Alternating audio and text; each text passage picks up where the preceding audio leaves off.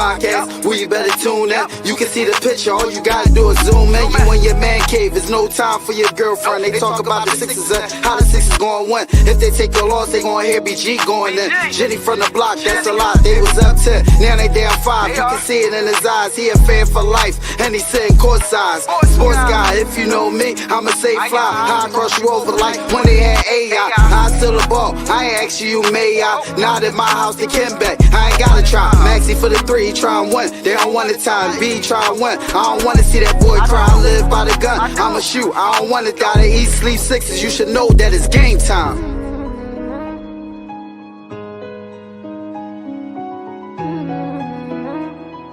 Avanto, this shit wavy.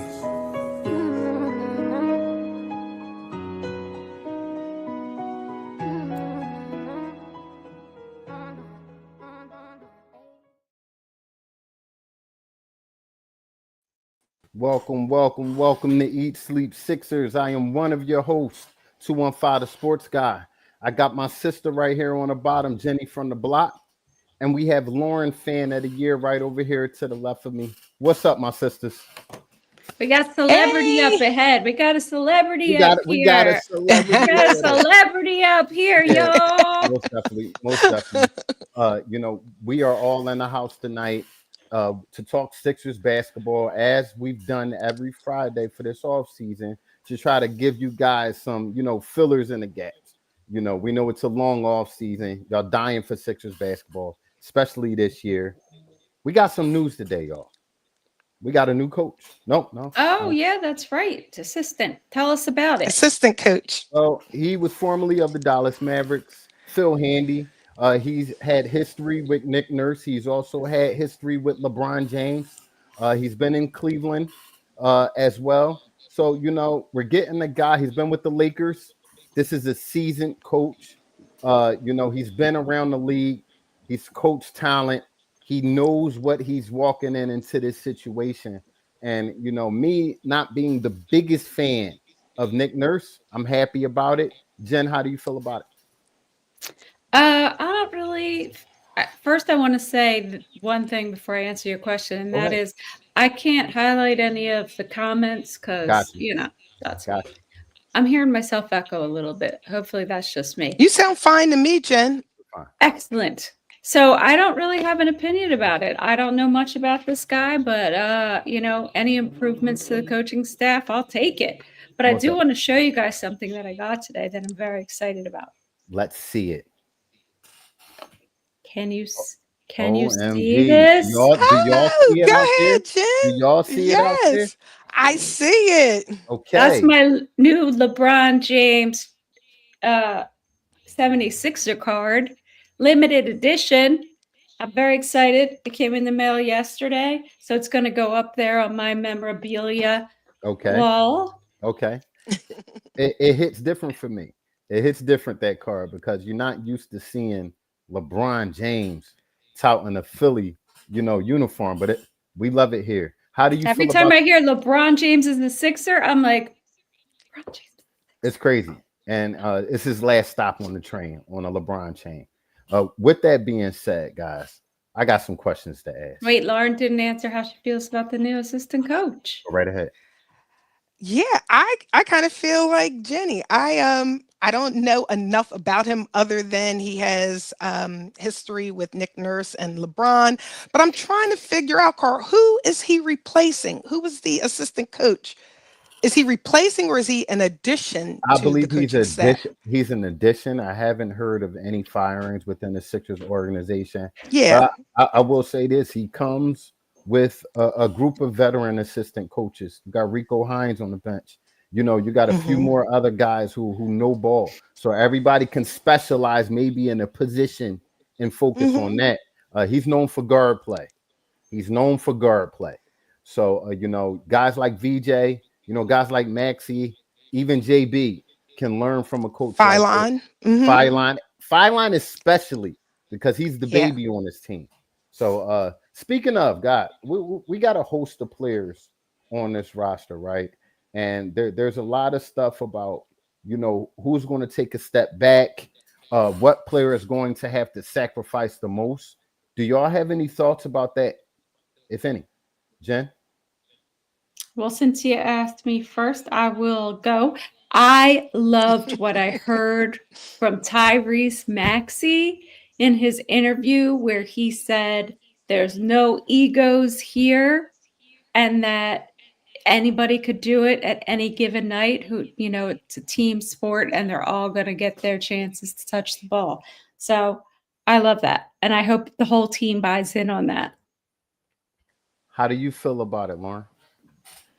Yeah, I'm going off of Jaylen Brown's press conference where he said when he was actually asked the question, whose team is it? And he said it isn't anyone's team. This is a team sport. The goal is to win. And I believe that everyone knows their role and will do whatever it takes to win the game. It's not about filling a stat sheet like how it's been in previous seasons. It's going to be whatever it takes to win the game. And I think that's what's going to be different about this season. I like to debunk a few things I'm hearing out there in ESPN land and what have you, content land. Joel Embiid, JB, LeBron James, Maxey, and VJ all have one thing in common. These are unselfish guys. They're unselfish guys. And you've seen it at the podium, as you said, with JB saying, he wants to come in here and play egoless basketball. He wants to win. Whatever he has to do, he's going to do it. LeBron is echoing the same thing. Maxey is saying the same. And let's not forget who's been asking for LeBron James since like 8 years ago on Twitter in front of everybody, screaming, hey, come over here and play with me. Joel Embiid. So, I'll debunk people saying that he won't be able to share the ball or there's not enough shots to go around. Listen, they in the gym right now. Today. They look good. They look good too. Good. Woo. Let's talk about I was like, look at these guys out here, man. It looks like it's going to be a fun season. Most definitely. I will. Go ahead. Go ahead. No, I'm sorry, Carl. I was just agreeing with what y'all were saying. Yeah, I'm just excited for, the season to get started. And I think this is the first preseason or, off season where I'm like I haven't been this excited about the season, waiting for the season to start. I remember when we would get excited just seeing, like the Ben Simmons shooting jumpers. Come on, I was just watching that. Ben is going to light it up. Ben is going to light it up, and then we're let down. But this just feels different when you see this off season and you see what they're doing in the gym. Dear God, it just feels like finally we're having this breakthrough. And and of course, we have to wait for the chemistry to gel and everything. Absolutely. But I just want to enjoy, forgive the term. I want to enjoy the process of seeing, the guys just kind of all come together. And I'm 100%. And I'm sorry, Carl. No. I was just going to say, I watched that footage of the three, Jaylen and LeBron and Maxey in the gym. And I was like, this is our actual team. They're actually, this is it. It's like, it still hasn't sunk in, but watching the magic in that practice, I was like, we got guys cutting to the basket. Since when have we had guys cutting to the basket? It's wild to me. Absolutely. I know. Absolutely. So, I'm ecstatic. And I will say one thing, it's cliche, but attitude reflects leadership, right? So I saw another clip today of LeBron Feline, Bona, Barlow. It was another one of our bench guys out there running rec together. VJ was out there with them. VJ was out. They were running rec together. They were at the Rico Hines runs together, figuring it out because they too will have to play with each other. And I for one think this bench is much more important this season than actually the starting five. If the bench don't give us what we need to give them the rest that they need and keep them fresh, then you're going to have a tired five going into the playoffs. So how much faith do y'all got in this bench, Lauren?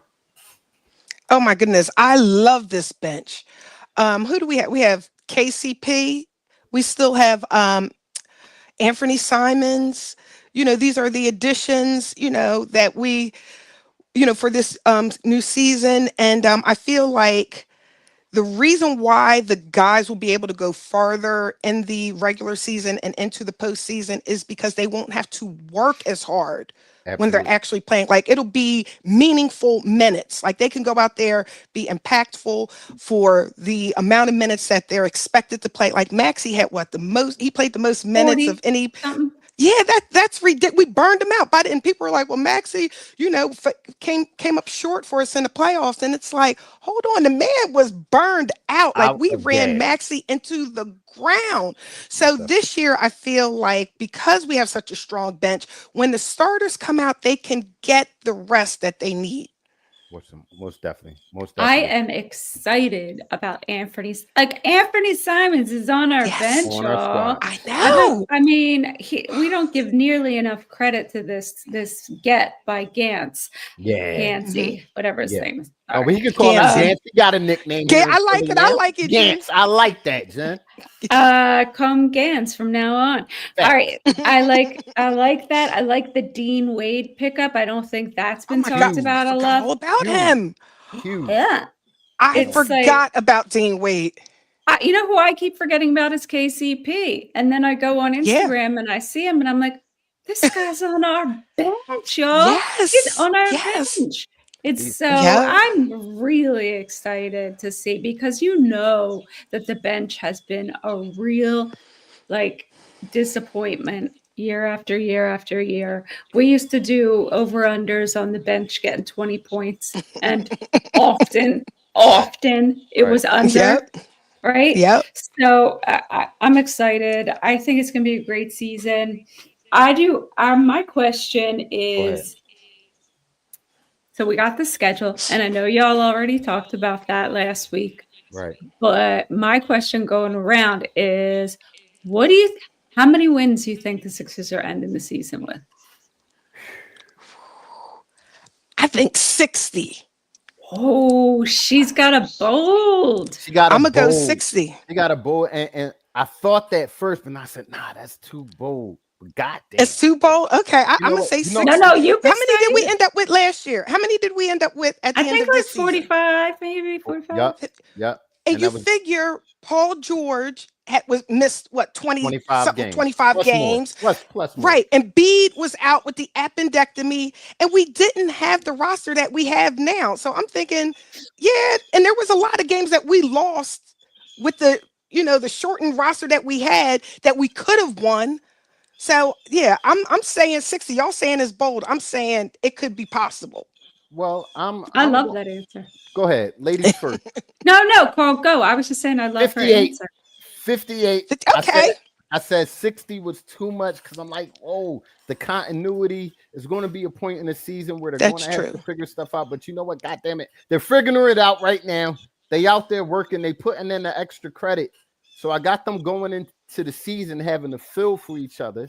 58. I like that, Carl. I wrote down before we had this conversation, like a week ago, I wrote down 55.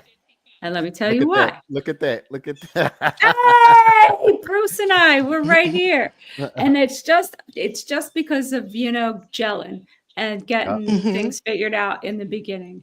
But they definitely have the ceiling to get to That's a true. 60 for sure. For sure. And I think that I think 55 is a damn good number. It's a hell of a good number. But do you think it will be enough to win the East?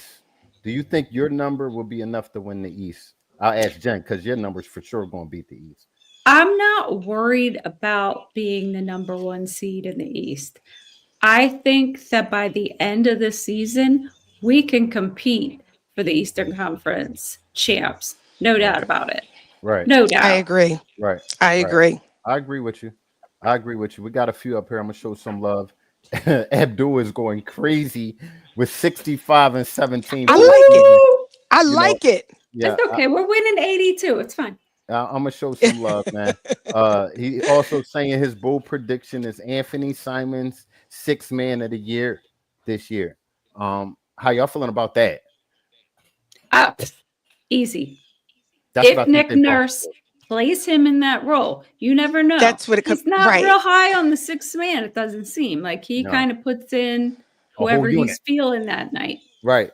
So Now, yeah, I read somewhere, or I saw a video. Y'all correct me if I'm wrong. Maybe I'm confusing it with something, but I believe KCP was saying that he would be more interested in going after sixth man of the year and have, because the question was, do you have KCP start or do you have VJ start? And he was saying that he would rather come off the bench and possibly go for sixth man of the year. But it don't matter as long as the person is wearing a Sixers uniform. I'm good with that. But yeah, y'all correct me if I'm wrong in that. But I thought I read somewhere that KCP was saying that's something that he would be more interested in going after. I mean, to be honest, I want competition on this team. Yes. I want guys fight for your spots. Fight for your spot. Exactly. Listen, Haporte, Bona, which one of y'all wanted? Bona, oh my God, I forgot about Haporte. Yep. Haporte, you just came over here so you could play into a spot or play out to it. I want them to battle for it. That bodes well for us. You know, I love it. This is what we lacked on this team. There was no competition. You know, None. there was no. Go back to the Korkmaz days. I just wanted to say that. I just want to say that for Jen. For those of you watching, I saw someone in a Korkmaz jersey today, out in the wild. I couldn't believe it. Like out in the wild. people just going in their closet getting anything Sixers. They trying to get back on board. Let me get this Korkmaz jersey. No, don't bring the Korkmaz jersey out. You know, let's leave that where it's at. But I'm definitely excited for, you know, the aspects of this season, what we could accomplish. You know, it seems like we've upgraded all the way around the board. They're even going behind the scenes. They signed another analytics guy who specializes in that to help us out with certain moves that we're making. Hopefully that'll help this franchise move forward. People talk about VJ a lot in this media as far as him taking a back step, bro. I think it's crazy. I know. To me. Crazy. Look at all these veterans he's getting the opportunity to learn from. Come on, Jen. Yep. That's in the game. Talk about it. For me, the person who has the highest ceiling on this team is VJ Edgecombe. I agree. So you want him learning from, he got the best of both worlds. You learning from JB. You learning from LeBron James. You're learning from Maxey. You learning from Joel Embiid. Everybody has stuff to pour into him. And he seems like a kid that kind of sponges things. If I'm not right, yes. You know, he picks it up fast. So, you know, what's y'all? I want a prediction of a point per game for VJ, just to throw it out there. What was 16 and a half last year? 16 and a half last year. I don't think he's going to get as many touches, so I'm going to go with about 12. How about you, Lauren? Yeah, I was going to say 14. I think he'll drop a couple, maybe 12 to 14. I'm going to be bold, and some may say it's unrealistic. I think he's going to average 18 points. I think LeBron came over here licking his chops, looking at tape. I don't got to do nothing but get these young guys in position and let them blast off. I actually think LeBron James is going to average a career high in assists, which will be 12, 13, which will lead the league. And I think VJ is going to take a step up from where he was last year.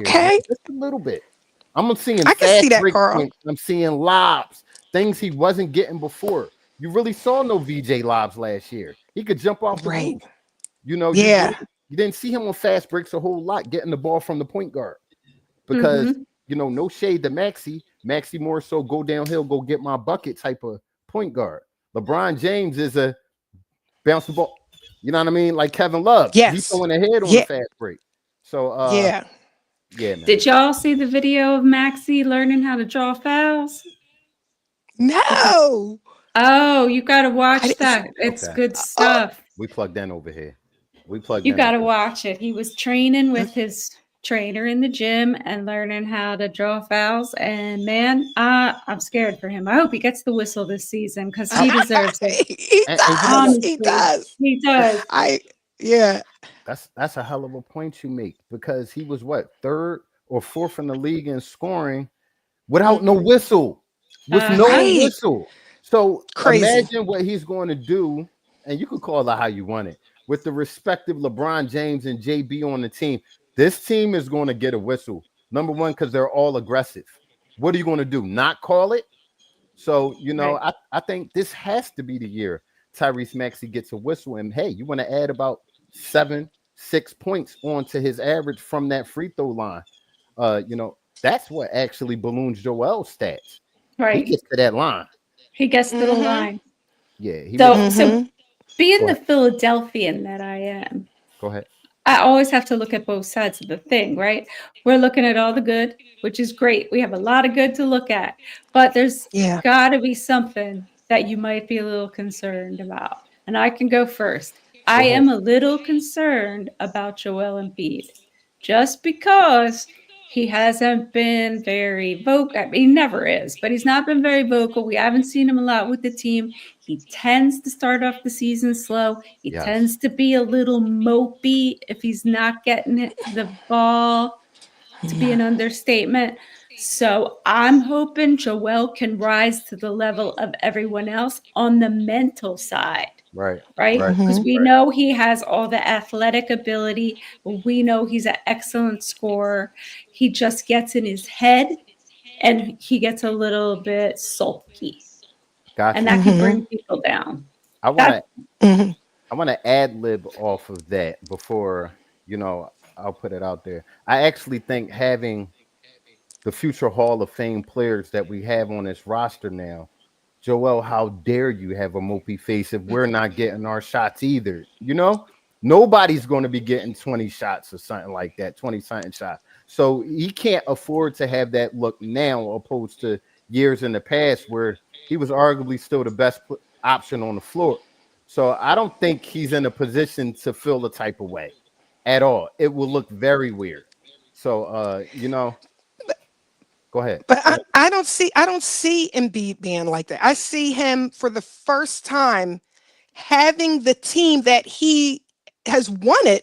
Like I don't see him being mopey. I think he was mopey before because he felt like he had to carry the team. If I don't play, we don't win. And then you got the pressure of the fans, you got, the pressure of the media, and then his body was giving out on him. I think he just had so much pressure on him. Whereas now it's like, we were saying like with Iverson, if we had just built the right team around Iverson, he would have won a championship. Well, I feel like Mike Gansey, Bob Myers, Jameer Nelson, they've built this team around to give Embiid what he needs. He has no excuses, and I think that he will, rise to the occasion. Even just like emotionally being invested, because I think he knows what's on the line. Like Right. LeBron, it's his age is a big thing. I think with Embiid, he knows he's a race against his own body, Right. and so I think Embiid will be okay. And as far as him, not really being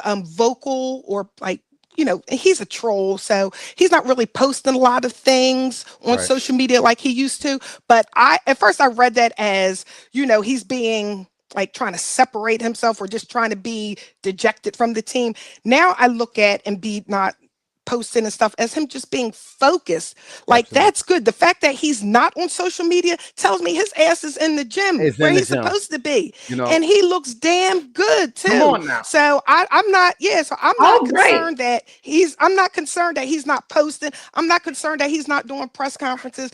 I'm looking at the proof is like the eyes don't deceive. I'm looking at Embiid, you could tell he looks different this year. So Focus. that's what I'm going off. I think Embiid will be ready and he's fired up. And I think we're going to see a different style from Embiid. I think he's still got a little bit left in this tank to make a huge impact for us. So might I add that this is the first season that Joel has not gone under the knife in the offseason. So when that happens, you can't really ramp it up in the offseason as you would know. This is his first healthy offseason where he could lift, work out, do whatever he wants to his body. And this is what we see. I hate the people out there saying, well, this is the LeBron James effect. No, he was actually working out before we got LeBron James. You don't get like that in 2 days. That's true. He's been working out all summer. And, Yep. I think he's not James Harden. He can't go from that was Ozempic. That was Ozempic. Whatever he was doing. But I think the NBA should be very scared because a nimble, healthy Joel Embiid where he doesn't have to shoot 25 shots is scary. It's very That's my scary. guy back there. I love you to death, Joel. I say everything as constructive criticism, No, my buddy. absolutely. Absolutely. And you guys make some excellent points, but I still want to go back to my original question, which was, what do you all see as something maybe that's like Nick Nurse. Nick Nurse. Nick Nurse. That's why I was elated by the hire today. I said, cool, another basketball mind in the room. Because, bro, I done seen him crumble under pressure. I done seen him not adjust during games. We've seen it. We've talked about it. We don't need to see that this year. You'll get yelled at by our superstar players this year. You will. You will. So, that's the person on this team that I'm worried about the most. Can he take this talent and navigate them in the direction that we need to go? How about you, Lauren? Who are you worried about the most? For me, I have to say right now, it's too early to tell. I can't judge Nick Nurse on this upcoming season based off what he did in the past season because we don't have that team anymore. That's in the past.